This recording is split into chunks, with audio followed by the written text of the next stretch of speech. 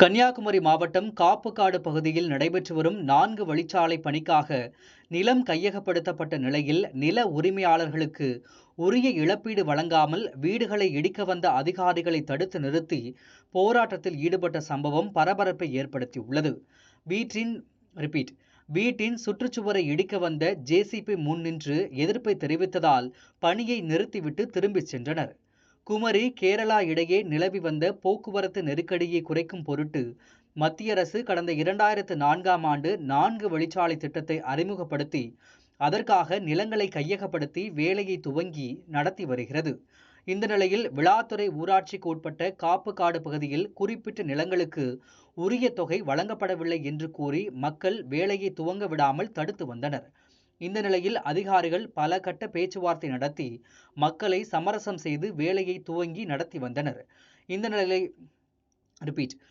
நிலையில் இன்றைய தினம் தேசிய நெடுஞ்சாலைத்துறை அதிகாரிகள் போலீசார் பாதுகாப்புடன் சம்பந்தப்பட்ட வீடுகளை இடிக்க ஜேசிபி இயந்திரங்களுடன் வந்து இடிக்க முயன்று 2 வீடுகளின் மதில் சுவர்களை இடித்து தள்ளினர்.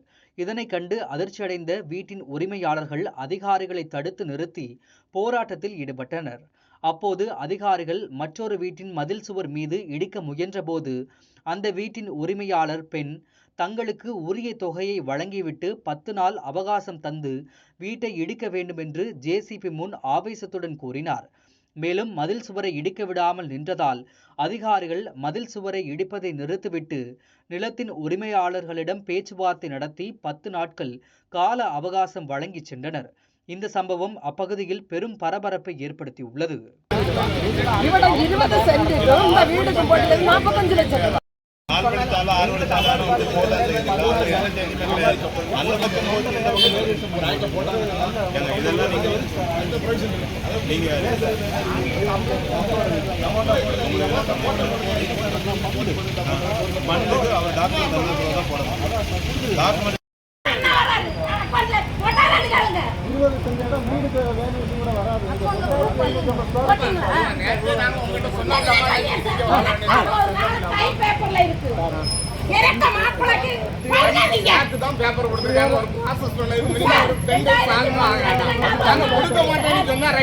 நானே 7ஆம் மாசத்துல இருந்து அதாவது ஜூலைல இருந்து உங்களுக்கு நோட்டீஸ் அனுப்பியிருக்கேன்.